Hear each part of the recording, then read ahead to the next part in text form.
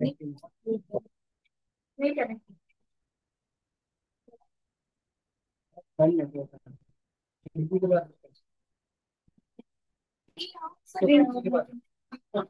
उसका वेट हो। हरे कृष्णा। आवाज आ रहा है मेरा? नवजोत ब्रो। हाँ ब्रो जी, आवाज आ रहा है आपका। ओके।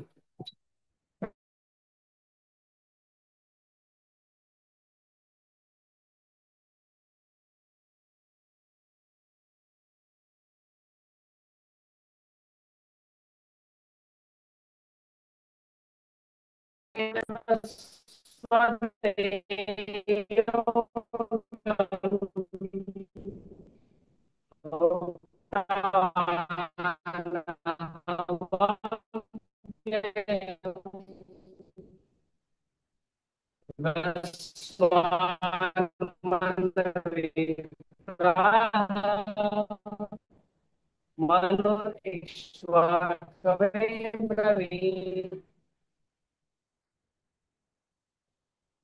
शब्दा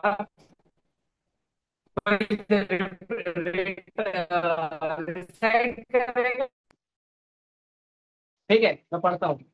शब्दार्थ अनुवाद और तात्पर्य कृष्ण कृपा मूर्ति अभय चरणामृत भक्ति वेदांत स्वामी श्री गोपाल की श्रीपाद की जय।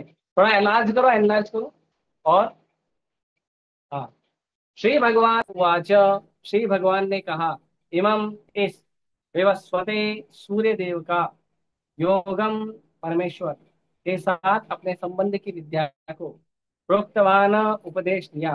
अहम मैंने अव्ययम अमर विवस्वान विवस्वान सूर्य देव के नाम ने मनवे मनुष्यों के पिता वैवस्वत से प्राह कहा। मनु मनुष्यों के पिता ने इक्ष्वाकवे राजा इक्ष्वासु से अब्रवीत कहा। भगवान श्री कृष्ण ने कहा, मैंने इस अमर योग विद्या का उपदेश सूर्यदेव विवस्वान को दिया और विवस्वान ने मनुष्यों के पिता मनु को उपदेश दिया और मनु ने इसका उपदेश इक्ष्वाकु को दिया। तात्पर्य, यहाँ पर हमें भगवत गीता का इतिहास प्राप्त होता है।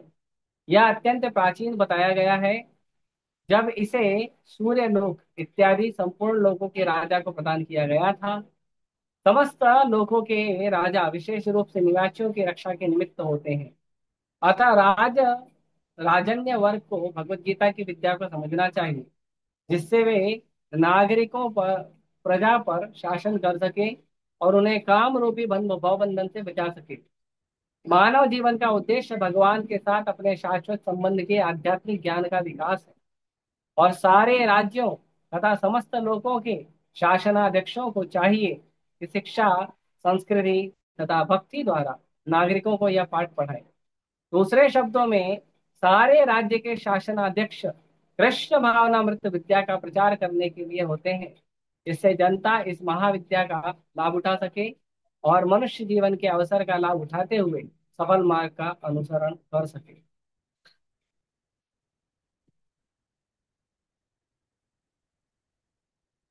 आगे, इस मनवंतर में सूर्य देव विवस्वान कहलाता है, यानी सूर्य का राजा, जो सौर मंडल के अंतर्गत ग्रहों लोकों का उद्गम है।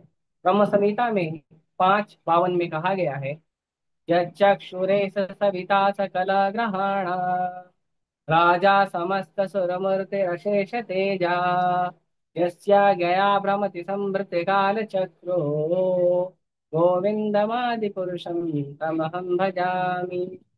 ब्रह्मा जी ने कहा कि मैं उन श्री गोविंद की पूजा करता हूँ, जो आदि पुरुष हैं और जिनके आदेश से समस्त लोकों का राजा सूर्य प्रभुत शक्ति या उष्मा धारण करता है। यह सूर्य भगवान के नेत्र के तुल्य है और यह उनकी आज्ञा के अनुसार अपनी कक्षा तय करता है। सूर्य सभी लोगों का राजा है तथा सूर्य देव विवस्वान सूर्य पर शासन करता है, जो उष्मा तथा प्रकाश प्रदान करके अन्य समस्त लोगों को अपने नियंत्रण में रखता है। सूर्य कृष्ण के आदेश पर घूमता है और भगवान कृष्ण ने विवस्वान को विद्या भगवद गीता की विद्या समझाने के लिए अपना पहला शिष्य चुना। अतः गीता किसी मामूली सांसारिक विद्यार्थी के लिए कोई काल्पनिक भाष्य नहीं है, अपितु तो ज्ञान का मानक ग्रंथ है जो अनंत काल से चला आ रहा है। महाभारत शांति पर्व 384, 5, 51, 52 में गीता का इतिहास रूप में गीता का इतिहास रूप में प्राप्त प्राप्त होता है। आगे। त्रेतायुगो च ततो विवस्वान् मनवे ददौ मनुष्य लोकवृत्त्या सुता येक्ष्याकवे ददौ इक्ष्वाकुणा च व्युत्पतितो व्यापः व्यापलोकामस्थितः। त्रेता युग के आदि में व्यवस्वान ने परमेश्वर संबंधी इस विज्ञान का उपदेश मनु को दिया और मनुष्यों के जनक मनु ने इसे अपने पुत्र इक्ष्वाकु को दिया। इक्ष्वाकु इस पृथ्वी के शासक थे और उस रघुकुल के पूर्वज थे जिनमें श्री भगवान श्री राम ने अवतार लिया। इससे प्रमाणित होता है कि मानव समाज में महाराज इक्ष्वाकु के काल से ही भगवद गीता विद्यमान थी। इस समय कलयुग के 5,000 वर्ष व्यतीत हुए हैं। इसकी पूर्णायु 4,32,000 वर्ष है और पूर्व द्वापर युग 8 लाख वर्ष का था और इसके भी पूर्व त्रेता युग 12 लाख वर्ष का था। इस प्रकार लगभग 20,05,000 वर्ष पूर्व मनु ने अपने शिष्य तथा पुत्र इक्ष्वाकु से, जो पृथ्वी के राजा थे, भगवदगीता कही। वर्तमान मनु की आयु लगभग 30,53,53 वर्ष अनुमानित की जाती है, जिसमें से 12,04,00,000 वर्ष बीत चुके हैं। यह मानते हुए कि मनु के जन्म के पूर्व भगवान ने अपने शिष्य सूर्यदेव विवस्वान को गीता सुनाई, मोटा अनुमान यह है कि गीता कम से कम 12,04,04,00,000 वर्ष पहले कही गई है और मानव समाज में यह 20 लाख वर्षों से विद्यमान रही। इसे भगवान ने लगभग 5,000 वर्ष पूर्व अर्जुन से कहा, पुनः कहा। गीता के अनुसार ही तथा इसके वक्ता भगवान कृष्ण के कथन के अनुसार यह गीता के इतिहास का मोटा अनुमान है। सूर्यदेव विवस्वान को इसलिए गीता सुनाई गई क्योंकि वह क्षत्रिय थे और समस्त क्षत्रियों के जनक हैं जो सूर्यवंशी हैं। क्योंकि भगवत गीता वेदों के ही समान है, क्योंकि इसे श्री भगवान ने कहा था, अतः यह ज्ञान अपौरुषेय है। क्योंकि वैदिक आदेशों को यथारूप में बिना किसी मानवीय विवेचना के स्वीकार किया जाता है, फलतः गीता को भी किसी सांसारिक विवेचना के बिना स्वीकार किया जाना चाहिए। संसारी तार्किक जन अपनी अपनी विधि से गीता के विषय में चिंतन कर सकते हैं, किंतु यह यथारूप भगवत गीता नहीं नहीं है। अतः भगवत गीता को गुरु परंपरा से यथारूप में ग्रहण करना चाहिए। यहाँ पर इसका वर्णन हुआ है कि भगवान ने इसे सूर्यदेव से कहा, सूर्यदेव ने अपने पुत्र मनु से और मनु ने अपने पुत्र इक्ष्वाकु से कहा।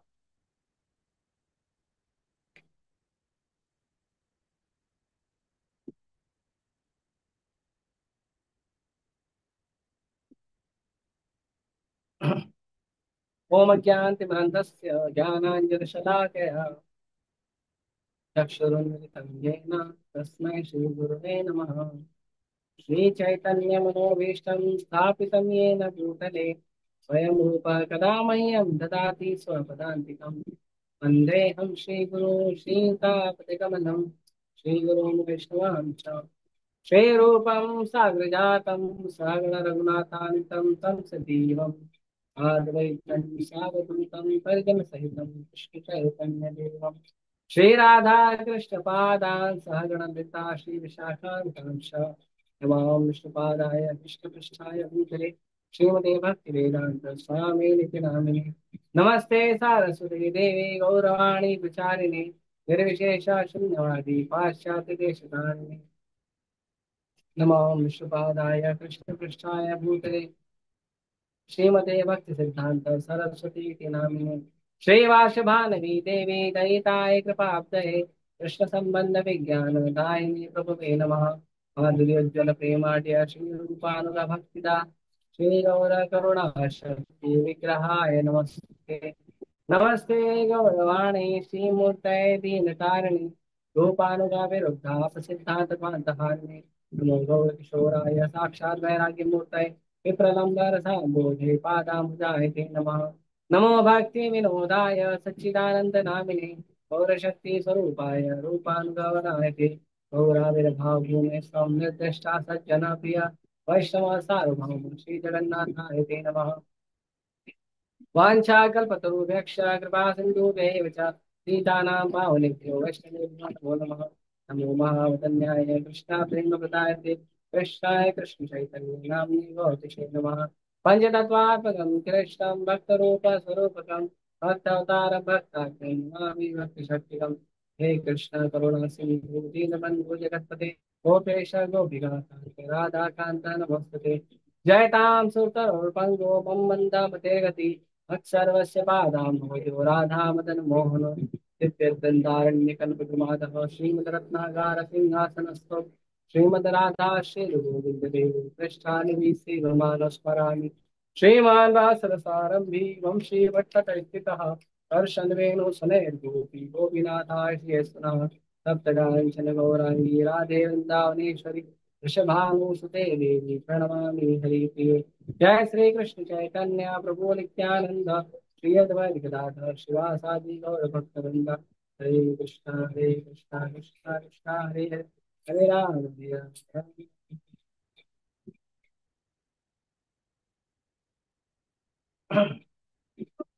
हरे कृष्ण। तो भगवत गीता का ये जो श्लोक है ये बहुत इंपॉर्टेंट श्लोक है।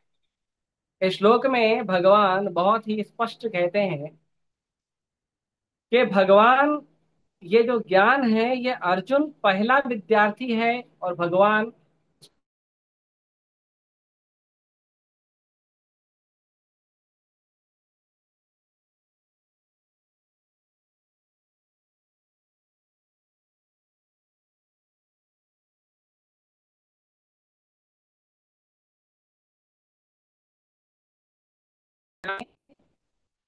ये मैं सूर्य के देवता को और कौन दिया भगवान से अहम अव्ययम मैंने ये ज्ञान दिया। हाँ? तो मैंने ये जो ज्ञान दिया है अव्यय मतलब भगवत गीता एक ऐसा ग्रंथ है ऐसा ज्ञान है कि किसी को यदि थोड़ा भी गीता समझ में आ जाएगा तो वो व्यक्ति अपने मनुष्य जीवन को सर्वोत्तम बना सकता है। तो भगवान कहते हैं कि ये अव्यय ज्ञान मैंने दिया। फिर भगवान ने कहा अभी ये सूर्य के देवता विवस्वान को जब ये ज्ञान मिला सूर्य के देवता का नाम है विवस्वान। तो उसने क्या किया वो ज्ञान लेके चुप बैठ गया क्या नहीं ज्ञान जो है वो आगे बढ़ाने वाली वस्तु। तो कैसे आगे बढ़ाया तो कहते हैं विवस्वान मनवे प्राह। विवस्वान ने ये ज्ञान क्या किया ये महाराज मनु को दिया। महाराज मनु कौन है। महाराज मनु है मनुष्यों के पिता को महाराज मनु कहा गया है। और ब्रह्मा जी का जो 12 घंटा होता है ब्रह्मा जी का 12 घंटा वो होता है 1000 चतुर्युग।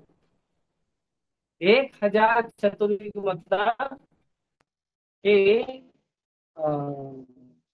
43,20,000 साल इंटू 1000। तो 43,20,000 इंटू 1000 जो है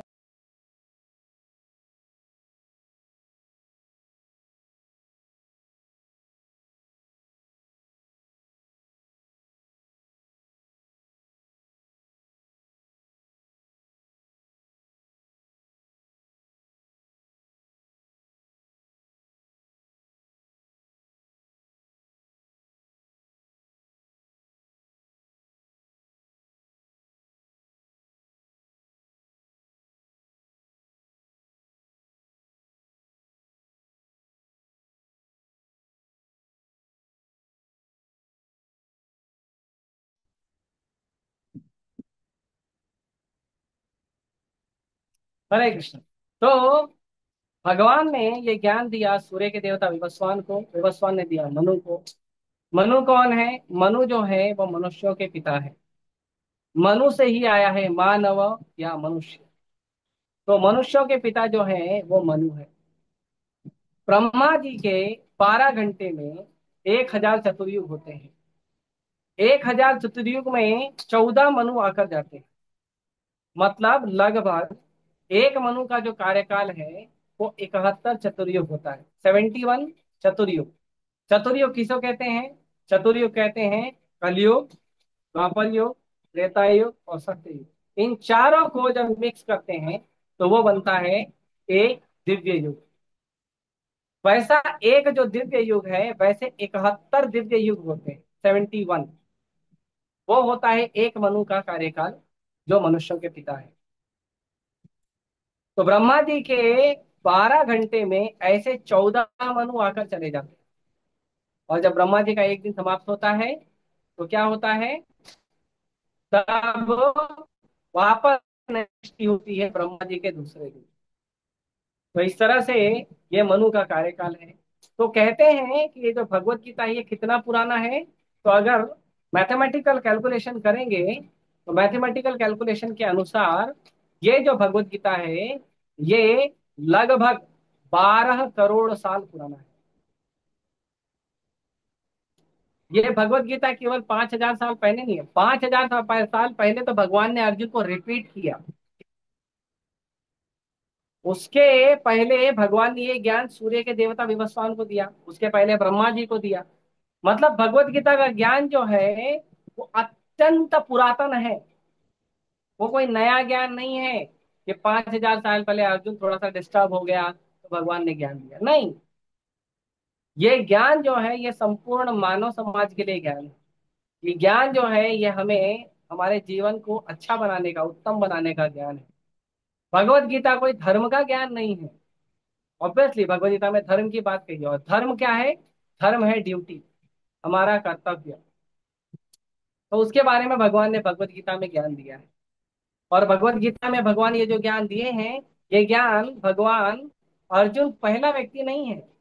अभी अर्जुन चौथे अध्याय में पूछेगा भगवान से, भगवान आप तो मेरे साथ पैदा हुए हो, और सूर्य के देवता तो बहुत सीनियर है हमसे, तो आपने सूर्य के देवता को कब ज्ञान दे दिया? तो भगवान कहते हैं, अर्जुन तुम्हारे और मेरे बहुत सारे जन्म हो चुके हैं।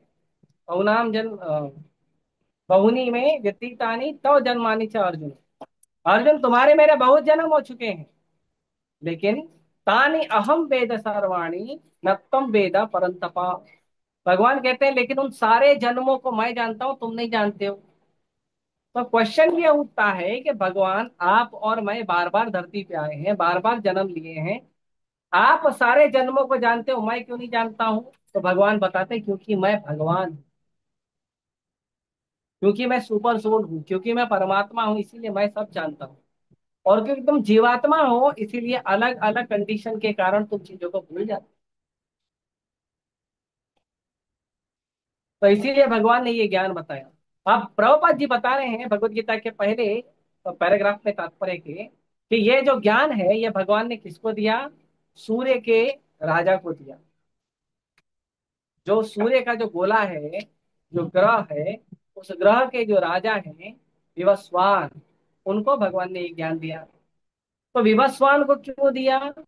विवस्वान को इसलिए दिया क्योंकि राजा का कर्तव्य होता है कि वो अपने राज्य में शिक्षा, संस्कृति और धर्म का पालन खुद करे, और शिक्षा, संस्कृति और धर्म का पालन अपने नागरिक लोगों से भी करवाए।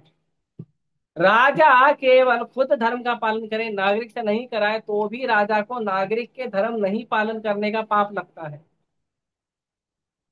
और अगर खुद नहीं करेगा तो पाप लगेगा ही। इसीलिए राजा को बड़ा जिम्मेदार होना चाहिए कि उसे खुद भी धर्म का पालन करना चाहिए, और अपने प्रजा में एक एक व्यक्ति को भी धर्म का पालन सिखाना चाहिए। आजकल के राजा लोग की तरह नहीं है, आप हमको वोट दे दो फिर हम 5 साल मजे करेंगे। उसको राजा नहीं बोलते हैं, उसको धूर्त बोलते हैं।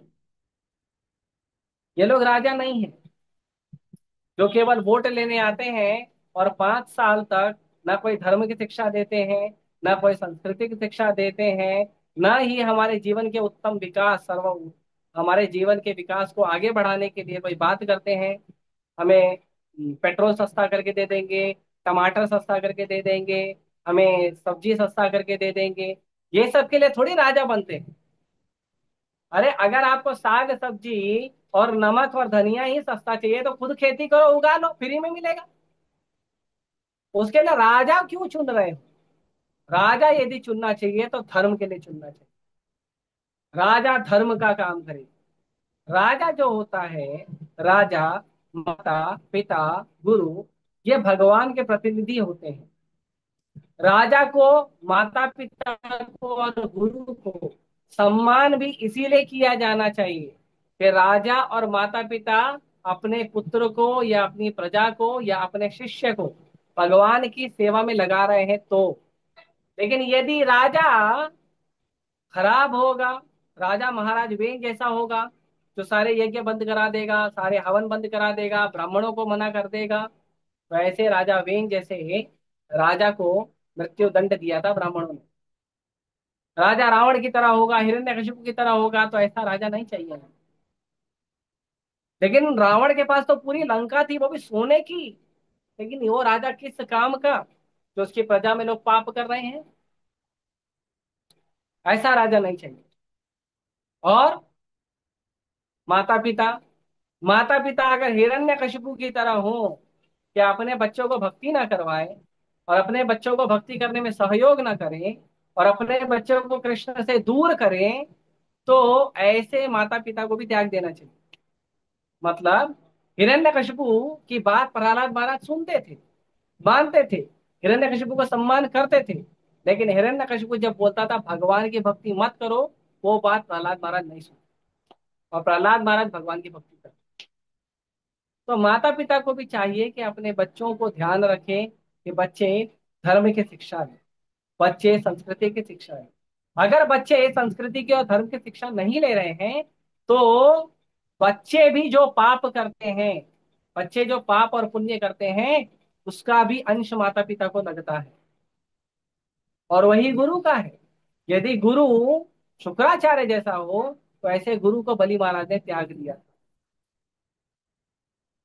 तो हमें जो राजा है, जो माता पिता है, जो गुरु है, उनका सम्मान, उनका पूरे विश्व में नहीं पूरे ब्रह्मांड में उनका हमेशा सम्मान इसलिए है क्योंकि वो भगवान के प्रतिनिधि हैं, और अपने अपने ऊपर अपने शिक्षाओं पर चलने वाले लोगों को वो भगवान से जोड़ते हैं, इसीलिए उनका सम्मान है। नहीं तो यदि राजा, माता पिता, गुरु अगर अपने शिष्य को, अगर अपने बच्चों को, अगर अपनी प्रजा को अधर्म की शिक्षा दे रहे हैं तो वो गलत कर रहे हैं, और उसका उन्हें दंड भोगना पड़ेगा। और उनकी जो प्रजा है या उनकी जो संतान है या उनका जो शिष्य है, वो उनके नरक जाने का कारण बने। इसीलिए राजा को चाहिए कि वो अपनी प्रजा में, अपनी प्रजा के हर एक नागरिक को भगवान की भक्ति से जोड़े। ये बहुत जरूरी कार्य है। और यदि ऐसा वो नहीं करता है तो कम से कम नागरिकों की ऐसी जिम्मेदारी होनी चाहिए कि हम कम से कम भक्ति करें। ये संसार के हर व्यक्ति का जिम्मेदारी होना चाहिए कि हम भक्ति करें। तो भगवान ने यहाँ पे ये ज्ञान दिया। ये ज्ञान क्या है? ये अत्यंत पुरातन ज्ञान है, लेकिन फिर भी इस ज्ञान का प्रभाव वैसे का वैसा ही है। भगवान ने जब ये ज्ञान ब्रह्मा जी को दिया, ब्रह्मा जी ने सृष्टि किया, तो ब्रह्मा जी ने जब सृष्टि किया, उसके बाद सूर्य के देवता विवस्वान को भगवान ने वापस ज्ञान दिया। विवस्वान को ज्ञान दिया, विवस्वान की कुल परंपरा में विवस्वान, विवस्वान के पुत्र मनु, मनु के पुत्र इक्ष्वाकु, और इक्ष्वाकु के वंश में, इक्ष्वाकु के वंश में आए भगवान राम। तो ये जो परंपरा में ये जो ज्ञान है, ये परंपरा में लेना चाहिए। इस ज्ञान को किसी भी रास्ते चलते गीता का प्रवचन देने वाले व्यक्ति से नहीं लेना चाहिए, बड़ी बड़ी भागवत कथा करने वाले लोगों से नहीं लेना चाहिए। बड़ी बड़ी भागवत कथा करने वाले भागवत कथा करते तो हैं, बोलते भी बहुत अच्छा है, लेकिन उनमें, उनके मन में कभी ये भाव नहीं रहता है कि मेरी जो जनता है, जो मेरे जो श्रोता हैं, जो भगवत गीता सुन रहे हैं, उनका उद्धार हो।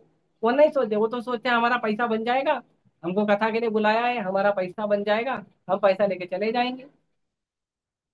वो श्रोताओं के सर्वांगीण विकास, और श्रोताओं के भक्ति का विकास, और श्रोताओं के जीवन में भगवान की भक्ति आए, या श्रोता जो है मुक्ति के पद को प्राप्त करे, इसका प्रयास वो नहीं करते। इसीलिए ऐसे लोगों से नहीं सुनना चाहिए। इसीलिए यदि हमको गीता सुनना भी है तो हमें साधु से सुनना चाहिए, वैष्णव से सुनना चाहिए, और ऐसे साधु और वैष्णव से सुनना चाहिए जो साधु और वैष्णव भगवान के भक्त हों, जो प्रोफेशनल भागवत रिसाइटर ना हो, प्रोफेशनल कथावाचक ना हो। प्रोफेशनल कथावाचकों का नहीं सुनना चाहिए, हमें हमेशा गुरु परंपरा में सुनना चाहिए। भगवान अगले श्लोक में कहेंगे, एवं परंपरा प्राप्तम इमम राजर्षयो विदुः। ये जो ज्ञान है मैंने कैसे दिया? ये ज्ञान मैंने दिया परंपरा से। ये ज्ञान को परंपरा के द्वारा दिया जाता है। और ये किसको दिया जाता है? राज ऋषि। ये केवल राजाओं को नहीं दिया जाता है, ये ऐसे राजाओं को दिया जाता है जो राज ऋषि थे, जो राजा भी है और साधु भी है। हमारे पास उदाहरण है ऐसे राजाओं का जो साधु भी हुए हैं। उनमें है महाराज युधिष्ठिर। महाराज युधिष्ठिर राजा भी थे, साधु भी थे। महाराज युधिष्ठिर के जो पौत्र हैं, महाराज परीक्षित, वो राजा भी थे और साधु भी थे। उसके बाद यदि आज के समय हम कलयुग में देखें तो शिवाजी महाराज हैं। शिवाजी महाराज राजा भी थे और साधु भी थे। शिवाजी महाराज अन्यथा किसी को, किसी भी व्यक्ति को, किसी भी अ, युद्ध में वो अनीति का उपयोग नहीं करते थे। केवल अपने धर्म की रक्षा के लिए, प्रजा को संस्कृति और भक्ति सिखाने के लिए ही उन्होंने सारा युद्ध लड़ा और उन्होंने अपने राजपाट को संभाला। वो एक साधु स्वभाव के व्यक्ति थे। भले राजा थे, भले क्षत्रिय थे, लेकिन साधु थे। तो हमें चाहिए कि जो आजकल के राजनेता हैं, वो राजनेता भी इन चीजों को सीखें कि केवल राजनीति नहीं करना चाहिए, केवल शासन व्यवस्था नहीं करना चाहिए, बल्कि हमारे नेताओं को सीखना चाहिए कि खुद भी भक्ति कैसे करें और अपनी प्रजा को भक्ति कैसे करवाएं। खुद भी संस्कृति का, संस्कार का पालन करना चाहिए और अपने प्रजा को भी संस्कृति और संस्कार सिखाना चाहिए। खुद भी भगवान का भक्ति करना चाहिए, भगवान को शरणागत होना चाहिए, और अपनी प्रजा को भी भगवान का भक्ति और संस्कार देना चाहिए। यही राजा का कर्तव्य है। अगर राजा ये नहीं करता है तो राजा जो है वो पाप कर रहा है। राजा जो है वो ठीक से राज्य नहीं कर रहा है। राजा का काम है जनता को, उसकी प्रजा को भगवान की सेवा में लगाए, भक्ति में लगाए। भगवान भगवत गीता में उदाहरण देते हैं महाराज जनक का। भगवान उदाहरण देते हैं महाराज जनक का, और भगवान कहते हैं आस्तिक जनकादया। महाराज जनक के जैसे लोग होने चाहिए, महाराज जनक के जैसे राजा होने चाहिए। अच्छा, महाराज जनक क्या करते थे? तो महाराज जनक जब अपने राज्यसभा में जाते थे तो वहां पे बैठ के पॉलिटिक्स नहीं चर्चा करते थे, इसके घर में क्या हुआ, उसके घर में क्या हुआ, उसे टैक्स लाके दिया कि नहीं, ये सब नहीं करते थे। महाराज जनक अपनी सभा में साधुओं को बुलाते थे और केवल कृष्ण कथा करते थे और कुछ नहीं करते। और महाराज जनक को पूरा विश्वास था कि कृष्ण कथा करने से और अपनी प्रजा को कृष्ण कथा श्रवण कीर्तन कराने से सबका सर्वांगीण विकास होगा, सबका उत्तम विकास होगा। इसीलिए भगवान उदाहरण देते हैं जनक महाराज, कि जनक महाराज ऐसे हैं। तो हमें भी चाहिए कि यदि हम राजा बने, यदि हम नेता बने, यदि हम लीडर बने, तो हमें चाहिए कि हमें पहले भगवत गीता का ज्ञान देना चाहिए। आंख बंद करके लीडर मत बनिए। आप लीडर इसलिए मत बनिए क्योंकि आप बड़े हो। आप लीडर इसलिए मत बनिए क्योंकि आपके पास ज्यादा शक्ति है, ज्यादा पावर है। आप लीडर इसलिए मत बनिए क्योंकि आपके पास पैसा है। आप लीडर इसलिए मत बनिए क्योंकि आपके पास फैन फॉलोइंग बहुत है। ये लीडर थोड़ी है, ये तो किसको भी मिल जाता है। आजकल फैन फॉलोइंग तो जो इंस्टाग्राम पे नाच कूद करता है उसको भी मिल जाता है। कोई बड़ी बात थोड़ी है फैन फॉलोइंग प्राप्त करना। इंस्टाग्राम पे जोक मारेंगे, इंस्टाग्राम पे अभद्र भाषा का प्रयोग करेंगे, उसके उसको भी फैन फॉलोइंग मिल जाता है। वो फैन फॉलोइंग नहीं है, वो क्या है? जैसा नेता वैसी जनता। हाँ? जैसे आप हो वैसी ही आपको जनता मिलेगी। अगर आप बुद्धिमान हो तो आपको फॉलो करने वाले बुद्धिमान लोग रहेंगे, और अगर आप मूर्ख हो तो आपको फॉलो करने वाले भी मूर्ख ही रहेंगे।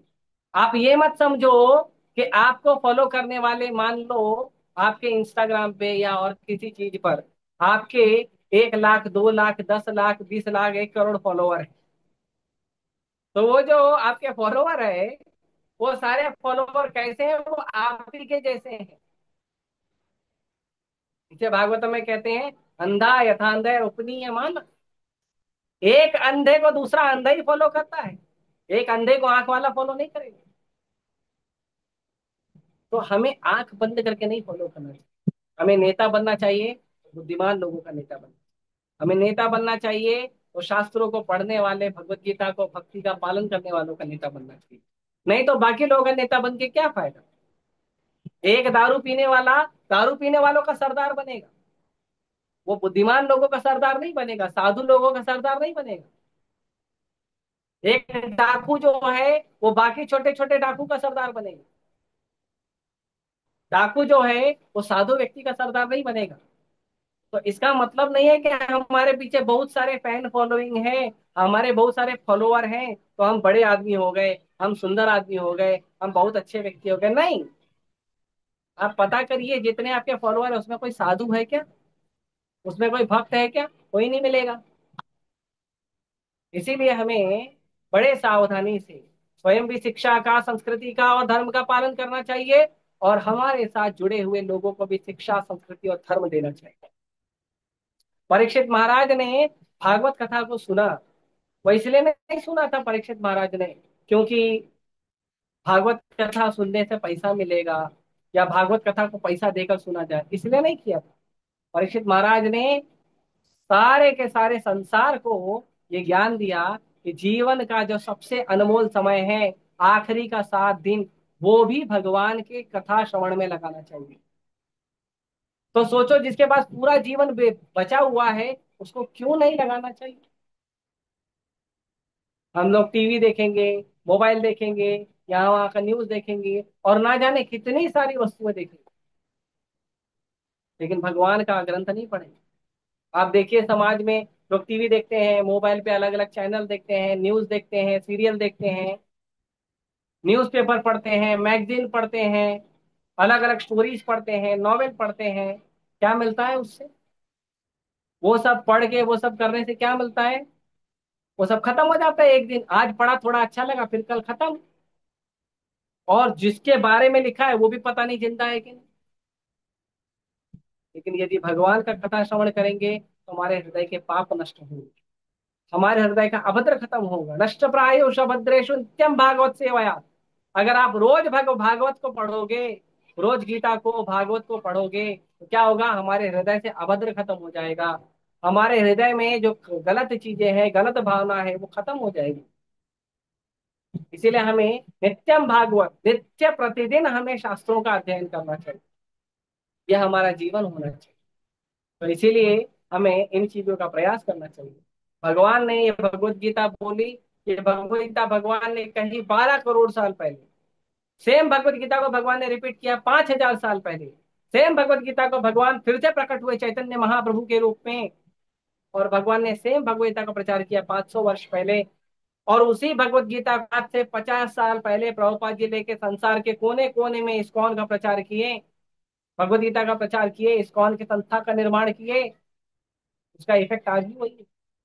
भगवत गीता भले पुराना ग्रंथ है, अगर कोई कह भी दे, लेकिन उसका ज्ञान आज भी नया है। भगवत गीता नाम का ग्रंथ यदि कहने के लिए पुराना हो भी जाए, लेकिन फिर भी उसका ज्ञान आज भी नया है। ऐसा नहीं है कि आधुनिक संसार में हम जी रहे हैं तो हमें नया गीता चाहिए। जैसे आजकल बहुत सारे गुरु और साधु लोग नया नया गीता छाप देते हैं, लेकिन उस गीता के अंदर भगवान का ज्ञान नहीं होता है, गुरु का बायोग्राफी होता है। ऐसा गीता पढ़ के क्या फायदा? हमें गीता पढ़ना चाहिए यथारूप, एज इट इज, जशी आहे तशी तेना मूळ रूपे। हमें भगवत गीता पढ़नी चाहिए जैसा भगवान ने कहा। ना कि जैसा किसी मनुष्य ने अपने मन से उसके अंदर कुछ ऐड करके डाल दिया हो। और भगवत गीता को गुरु परंपरा में सुनना चाहिए। यदि गुरु परंपरा का ज्ञान नहीं है तो ऐसे ज्ञान को हमें त्याग देना चाहिए। और यदि वो ज्ञान वैष्णव के, भगवान विष्णु के, भगवान कृष्ण के भक्तों से नहीं मिला है तो वो ज्ञान हमारे लिए नुकसानदायक। हमारे आचार्य कहते हैं, अवैष्णव मुखद गिरना पूतम हरि कथामृतम विश्वास नैव कर्तव्यम सर्पोचिष्ट पयोयति। कहते हैं कि भगवान के भक्तों के अलावा और किसी से भी भगवान कृष्ण की कथा मत सुनिए। क्यों? भगवान की कथा तो बहुत अमृत है, बहुत निर्मल है, बहुत पावन है। कहते नहीं, जैसे दूध बहुत अच्छा होता है, लेकिन दूध को सांप ने जूठा कर दे तो वो दूध जहर हो जाता है। ऐसे ही भगवान की कथा निर्मल है, कोमल है, आनंददायी है, मंगलदायी है। लेकिन यदि कोई पैसा कमाने वाला व्यक्ति गीता से भागवत कथा करके पैसा कमाने वाला व्यक्ति अगर उसको कथा कर दे, या कोई व्यक्ति जो भगवान कृष्ण का भक्त नहीं है ऐसा व्यक्ति कर दे, तो वो उतनी ही जहरीली होगी जितना जहरीला दूध हो जाता है सांप के जूठा करने से। इसीलिए यदि हमें गीता भागवत कुछ पढ़ना भी है, सीखना भी है, समझना भी है, भक्तों से सीखना चाहिए। टीवी सीरियल से नहीं सीखना चाहिए, मूवी से नहीं सीखना चाहिए, यहाँ वहां किसी ने उठा के बोल दिया वहां से नहीं सीखना चाहिए, चाय की टपरी पे, पान की टपरी पे खड़े होके नहीं सीखना चाहिए। हमको सीखना चाहिए भगवान के भक्तों के चरण में बैठकर, उनसे विनीत निवेदन करके शरणागति भाव से गीता को सुनना चाहिए। तब गीता का असली फल मिलता है, तब जाके हमें भगवान की कृपा प्राप्त होती है। क्योंकि भगवान को समझना, भगवान के नाम को, रूप को, गुण को, लीला को समझने के लिए भी भगवान की कृपा चाहिए। हमारे पास इतना बुद्धि नहीं है। हमारे पास तो इतना भी बुद्धि नहीं है हम अपना जीवन समझ सके, भगवान के ज्ञान को कैसे समझेंगे। इसीलिए हमारे पास बहुत ही विशेष स्पेशल कृपा होनी चाहिए, या तो भगवान की, या तो भगवान के उन शुद्ध भक्तों की जिन्होंने आत्म साक्षात्कार कर लिया। इसीलिए जो भक्तों को आत्म साक्षात्कार हो गया है, ऐसे भक्तों से हमें भगवत गीता सुननी चाहिए। या ऐसे आत्म साक्षात्कार प्राप्त किए भक्तों के जो अनुयायी होते हैं उनसे सुनना चाहिए। हमें यहाँ वहां से गीता नहीं सुननी चाहिए, अपने मर्जी से गीता नहीं सुननी चाहिए। मैं बुक उठा के पढ़ लूंगा ऐसा नहीं करना चाहिए। एक बार प्रभुपाद जी के एक शिष्य ने पूछा कि प्रभुपाद जी आपने तो गीता में सब कुछ लिखा है, तो हम गीता पढ़ के सब समझ सकते हैं ना? प्रभुपाद बोले यस, आप गीता पढ़ के सब कुछ समझ सकते हो। तो बोले फिर हमें गुरु की क्यों जरूरत है? जब हम गीता पढ़ के समझ सकते हैं तो गुरु क्या करना है? तो प्रभुपाद जी ने कहा कि तुम गीता पढ़ के, हाँ तुम चीजों को समझ तो सकते हो, लेकिन उसके बाद भी अगर तुम गलती करोगे तो गीता तुम्हारा कान पकड़ने नहीं आएगा, गुरु तुम्हारा कान पकड़ेगा, बेटा यहाँ गलत कर रहा है। इसीलिए गुरु का आवश्यकता है। हम हमारे जीवन में बहुत सारे कार्य करते हैं, लेकिन उन कार्यों में हम कई सारी गलतियां करते हैं। तो गलती कौन सुधारता है? हमारा गुरु, हमारा शिक्षक, हमारा टीचर। ऐसे किताब से पढ़ के तो लोग, सब लोग इंजीनियर और डॉक्टर बन जाना चाहिए। फिर क्यों जाते हो कॉलेज में, क्यों जाते हो स्कूल में? मत जाओ, मार्केट से पुस्तक खरीदो और पढ़ लो। नहीं कर सकते हम। हमें जब सोचिए संसारी ज्ञान के लिए हमें एक गुरु की आवश्यकता है, तो भगवान की भक्ति के ज्ञान के लिए गुरु का मार्गदर्शन क्यों नहीं चाहिए? वो भी भगवान क्या, भगवान के शुद्ध भक्तों के मार्गदर्शन के बिना मिल जाएंगे? ये बात हमें समझना चाहिए। इसीलिए कई बार लोग बोलते हैं हम तो गीता पढ़ लेंगे, हमको गुरु की जरूरत नहीं है। पढ़ लीजिए, ऐसे गीता पढ़कर लोग समझ नहीं सकते। जब तक गुरु का आशीर्वाद ना हो, वैष्णव का आशीर्वाद ना हो, भगवान का आशीर्वाद नहीं मिलेगा। इसीलिए साधु का, गुरु का, वैष्णव का आशीर्वाद लेना चाहिए। इसीलिए हमें ये जो भगवत गीता है, ये है तो बहुत पुराना, लेकिन हमेशा इसका प्रभाव नया जैसा रहता है। कोई भी व्यक्ति हो, कैसा भी व्यक्ति हो, कितना भी पापी तापी हो, यदि वो भगवत गीता के निर्देशों को पढ़ेगा, नित्य नियम से और पालन करेगा, तो उसके जीवन में जरूर सद्गुणों की वृद्धि होगी। उसके जीवन में बहुत सारे अच्छे कार्य और अच्छे गुण प्रकट होंगे, जिससे वो अपना भी भला कर सकता है समाज का भी भला कर सकता है, देश का भी भला कर सकता है। इसीलिए हमें नित्य रूप से भगवान का नाम जप करना चाहिए और भगवान के दिए गए इन शब्दों को पढ़ना चाहिए। शास्त्रों का मतलब होता है भगवान की वाणी। शास्त्र कभी गलत नहीं होते हैं, शास्त्र कभी मनगढ़ंत नहीं होते हैं, शास्त्र कभी किसी मनुष्य द्वारा लिखे नहीं होते हैं। अरे मनुष्य समझ नहीं सकता, लिखेगा कैसे? समझ नहीं सकता वो। तो इसीलिए हमें बड़े सावधानी से शास्त्रों को सुनना चाहिए, मानना चाहिए, शास्त्रों का पालन करना चाहिए। और गुरु के चरण में, वैष्णव के चरण में बैठकर ही हमें गीता का, भागवत का ज्ञान लेना चाहिए। गीता का, भागवत का ज्ञान कभी पुराना नहीं होता है। पुराने लोगों के विचार होते हैं, ज्ञान कभी पुराना नहीं होता। ज्ञान जो होता है हमेशा नया रहता है। इसीलिए भगवत गीता जो है, वही भगवत गीता का आज भी प्रभाव है जो 5,000 साल पहले अर्जुन को मिला था, जो 12 करोड़ साल पहले सूर्य के देवता व्यवस्वान को मिला था, जो 500 वर्ष पहले चैतन्य महाप्रभु की शिक्षाओं में मिला था, जो 50 वर्ष पहले श्रील प्रभुपाद जी की शिक्षाओं में मिला था। गीता आज भी उतनी प्योर है और आज भी उतनी सटीक है। भगवत गीता के ज्ञान के अलावा आप किसी भी सांसारिक पुस्तक को देखोगे, उसके अंदर समय समय पर बदलाव की जरूरत है। हम देखते हैं कि हमारा जो कानून है भारत का, इस कानून में भी बदलाव हुए हैं। ये कानून बना था 1950 में। ये कानून भारत की जनता को लागू किया गया था 1950 से लेकर आज तक। ये कानून में लगभग 120 बदलाव आए हैं और अभी भी बदलाव होते रहते हैं। क्यों? क्योंकि कोई भी एक वस्तु किसी मनुष्य द्वारा यदि बनाई गई है तो उसमें बदलाव की जरूरत है, क्योंकि समय काल और परिस्थिति के अनुसार उसको बदलना पड़ता है। लेकिन भगवान का जो ज्ञान है, भगवत गीता, श्रीमद् भागवतम, रामायण, महाभारत, ये जो ज्ञान जब दिया गया था वही ज्ञान आज भी लागू होता है। उसमें किसी चेंज की जरूरत नहीं। वो वैसा ही नित्य यौवन रहे, नित्य नया है वो ज्ञान। वो ज्ञान कभी पुराना नहीं होता है। ये मूर्ख लोग कहते हैं, जिनकी बुद्धि में वो ज्ञान नहीं जाता है, जिनकी बुद्धि जो है दूषणों से मैली हो गई है, वो कहते हैं कि गीता पुरानी है, वो कहते हैं कि वेद पुराना है, वो कहते हैं कि शास्त्र पुराना है। लेकिन यदि आप गीता को, वेद को, पुराण को, शास्त्र को पढ़ोगे तो आपको पता चलेगा ये तो मेरे लिए है। कृष्ण ने गीता मेरे लिए बोली है, ऐसा आपको पूरा आभास होगा। इसीलिए मेरा निवेदन है कि आप सभी भगवत गीता को पढ़िए और भगवत गीता का पालन करिए। और यदि आपको नहीं समझ में आता है तो हम इस्कॉन के सेवक आपकी सेवा में तैयार हैं। आप भगवत गीता को पढ़िए और उसका पालन। ठीक है, तो मैं यहीं अपने शब्दों को रोकता हूँ। किसी को कोई प्रश्न है, विचार है, पूछ। हरे कृष्ण।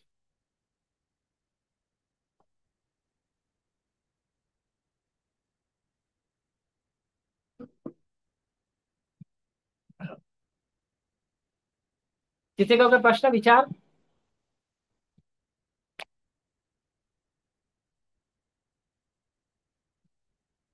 कोई भी पूछ सकता है। हरे कृष्णा प्रभु जी, दंडवत प्रणाम। क्या है? बोलिए माता जी, धन्यवाद पड़ा। प्रभु जी, मेरा एक क्वेश्चन है कि आपने कहा कि गीता तो गुरु से हम्म। आती है, ये बात तो हमें पता है।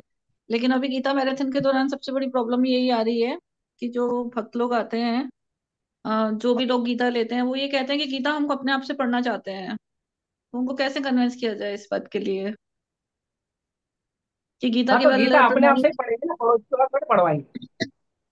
नहीं, जैसे हम उनको गीता बोलते हैं कि आप अपने। क्लासेस, नहीं नहीं, जैसे आप क्लासेस से जुड़िए, आपको तब समझ आएगी। वो लोग कहते हैं हमने पढ़ ली, हमको समझ, मतलब ठीक है, हमने ले लिया नॉलेज, लेकिन उनको गीता का नॉलेज नहीं है। तो इस चीज में कैसे कन्विंस हाँ, किया जाए उन लोगों को? तो इसीलिए जब हम लोग गीता देते हैं तो उनको बोलना चाहिए आप भगवत गीता पढ़िए, अच्छी तरह से पढ़िए। अगर नहीं समझ में आए तो हमारे पास है। क्यों मालूम है ऐसा बोलना चाहिए? क्योंकि पक्का उसको समझ में नहीं आता है। तो वो आएगा। क्यों नहीं समझ में आता है? क्योंकि गीता नहीं समझने वाली वस्तु है क्या? ऐसा नहीं है। गीता जी। समझ में इसलिए नहीं आता है क्योंकि गीता को ये अपनी भौतिक दृष्टि से और भौतिक बुद्धि से समझने का प्रयास करते हैं। भगवान का ज्ञान और भगवान की भक्ति को समझने के लिए गुरु के दिए हुए आध्यात्मिक बुद्धि और गुरु के दिए हुए आध्यात्मिक दृष्टि की जरूरत है। भगवान को समझने के, देखने के लिए गुरु का बुद्धि और गुरु का दृष्टि का जरूरत है। जब तक गुरु की कृपा से, गुरु के आशीर्वाद से, जब तक आध्यात्मिक बुद्धि और आध्यात्मिक दृष्टि नहीं प्राप्त होगी, तब तक हम गीता समझ नहीं पाएंगे, शास्त्रों को समझ नहीं पाएंगे, भगवान को समझ नहीं पाएंगे। इसीलिए गुरु की आवश्यकता है। अरे आप देखिए, मान लो किसी व्यक्ति को घर खरीदना है या भाड़े पे लेना है, तो उसको एक एजेंट की जरूरत पड़ती है कि नहीं? यदि कि आपको रेलवे टिकट बुक करना है, तो रेलवे टिकट बुक करने के लिए आप खुद भी कर सकते हो, और आपको एजेंट की भी जरूरत पड़ती है। नहीं तो आजकल तो मोबाइल में ऐप आ गया, उसकी भी सहायता लगती है। हर जगह आप कहीं भी जाओ, आपको किसी न किसी व्यक्ति के मार्गदर्शन की जरूरत पड़ती है। आप कॉमर्स पढ़ोगे तो गुरु चाहिए, साइंस पढ़ोगे तो गुरु चाहिए, मैथ्स पढ़ोगे तो गुरु चाहिए, इंजीनियरिंग पढ़ोगे तो गुरु चाहिए, मेडिकल पढ़ोगे तो गुरु चाहिए, आर्किटेक्चर सीखोगे तो गुरु चाहिए। सबके लिए गुरु चाहिए, गीता के लिए गुरु नहीं चाहिए? वाह, आप इतने बुद्धिमान हैं क्या? आप 2+2 करके जोड़ के 4 नहीं लिख सकते, उसके लिए गुरु चाहिए। लेकिन भगवत गीता के महान महाकाव्य और आध्यात्मिक जीवन को समझने के लिए आपको गुरु नहीं चाहिए? हमें तो हर जगह गुरु की आवश्यकता है, पग पग में। अरे जब हम बोलना नहीं सीखे थे, तब हमारी माँ और हमारे पिताजी गुरु बनकर हमें बोलना सिखाए। जब हम चलना नहीं सीखे थे, तो हमारे माँ बाप गुरु बनकर हमको चलना सिखाए। जब हमको खाना नहीं आता था, तो हमारे माँ बाप गुरु बनकर हमको खाना सिखाए। और आज जब हमें चलना बोलना और देखना आ गया है, तो हम कहते हैं हमको अपने आप से सीखने दो। ये तो आप खुद सोचो, आपका अपने ऊपर नाइंसाफी हो रहा है। आप खुद को धोखा दे रहे हो। फिर भी हम कहते हैं आप गीता लेकर जाइए, आप पढ़िए। नहीं समझ में आया, कोई बात नहीं, आ जाना हमारे पास। कम से कम इस अहंकार को मत पालिए कि मैंने पढ़ लिया, मैंने समझ लिया। भगवत गीता को पढ़ना और भगवत गीता को समझने का मतलब होता है भगवत गीता को प्रचार करना। भगवत गीता अच्छी पुस्तक है, प्रचार करो। कोई भी अच्छी चीजें प्रचार करते हैं ना। हम जाते हैं मूवी देखने के लिए, मूवी आई है, मूवी देखा, और मूवी देखने के बाद जब हम घर पे आते हैं, मित्रों से मिलते हैं, तो हम प्रचार करते हैं ना, अरे मैंने ये मूवी देखा था, अच्छा था, खराब था, है ना? तो जब गीता पढ़े, तो गीता आपको अच्छी लगी, तो आपको प्रचार करना चाहिए। अगर आप गीता का प्रचार नहीं कर रहे हो, गीता के बारे में लोगों को नहीं बता रहे हो, मतलब आपने गीता पढ़ी नहीं है, सिंपल। इसीलिए लोगों से निवेदन है कि गीता पढ़िए। नहीं समझ में आता तो हम आपकी सेवा में हैं। हम आपसे प्रॉमिस करते हैं पैसा नहीं लेंगे। आप आइए, हमारे पास प्रश्नोत्तर करिए। अगर आपकी कुछ इच्छा हुई भगवान की सेवा में कुछ आपको दान करना है, वो आपकी इच्छा है, पर हमें कोई पैसा नहीं चाहिए। भगवान ने अर्जुन को जब ज्ञान दिया, तो भगवान ने नहीं बोला देखो अर्जुन एक काम करो, मैं गीता का ज्ञान दे रहा हूँ, आप इतना पैसा मेरे अकाउंट में डिपॉजिट करो। भगवान ने नहीं बोला। भगवान का अकाउंट क्या है? लक्ष्मी का पूरा धन भगवान का ही है, उनके चरणों में ही पड़ा रहता है। भगवान ने नहीं बोला, तो जब भगवान ने धन नहीं मांगा, तो हम धन नहीं मांगते। लेकिन यदि हम इस अहंकार को लेके चलेंगे कि हमने गीता पढ़ लिया, गीता समझ लिया, और फिर उसके बाद भगवान के बताए हुए पद चिन्हों का अनुसरण नहीं करेंगे, तो ये गलत है। और अहंकार से कभी ज्ञान नहीं आता। इसीलिए हमें क्या करना चाहिए? गुरु का आवश्यकता है, गुरु का मार्गदर्शन। हमें गुरु का आवश्यकता, गुरु का मार्गदर्शन लेकर चलना चाहिए। आजकल लोग गुरु क्यों नहीं लेते हैं? क्योंकि लोगों को लगता है कि जैसे हम गूगल से और यूट्यूब से सीख लेते हैं, ऐसे गीता को भी गूगल और यूट्यूब से सीख लेते हैं। सही बात है, सीख सकते हो। लेकिन यदि आपके पास एक व्यक्ति होगा हमेशा, जो सब्जेक्ट में एक्सपर्ट होगा और आपको मार्गदर्शन देगा, उससे आप ज्यादा अच्छे से सीखोगे। यूट्यूब और गूगल से आप उतना नहीं सीखोगे जितना आपके पास एक एक्सपर्ट गाइड बैठा के समझाए, एक वैष्णव भगवान का सेवक आके समझाए। तो इसीलिए हमें गुरु की सख्त आवश्यकता है, और सबको गुरु की आवश्यकता होनी चाहिए। पापा जी कहते हैं तस्माद गुरु प्रपद्येत जिज्ञासु श्रेय उत्तमम। उस हर व्यक्ति को हर समय पे गुरु की आवश्यकता है। यदि कोई व्यक्ति जिज्ञासु है, अपने जीवन को उत्तम बनाने के लिए, श्रेय बनाने के लिए। कौन सा गुरु होना चाहिए? तो कहते हैं शाब्दे परे तनिष्ठातम।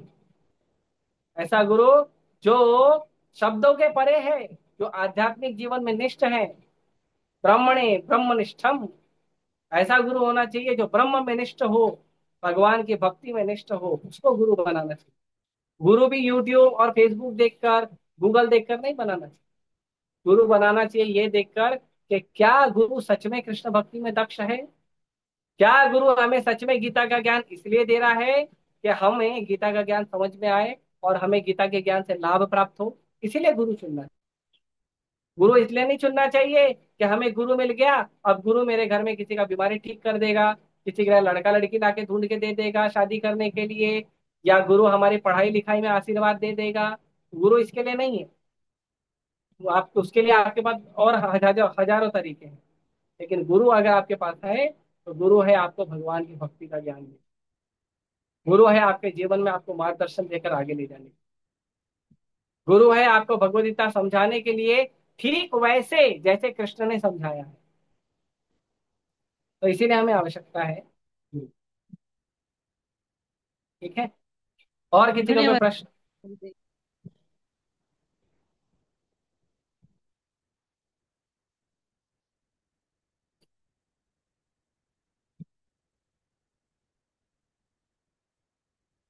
ठीक है। आप सभी का बहुत बहुत धन्यवाद।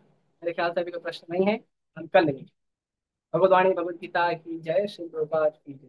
हरे कृष्ण।